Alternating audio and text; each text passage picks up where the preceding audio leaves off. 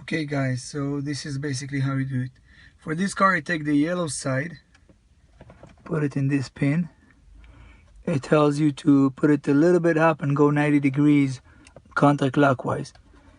And you basically need to get into a position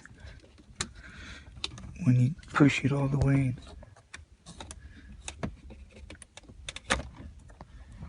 So after it's inside like that, you just lift it, grab the pin, and then it clicks out. It's hard to do it with one camera in the hand and the other tool in the hand, but it's easy.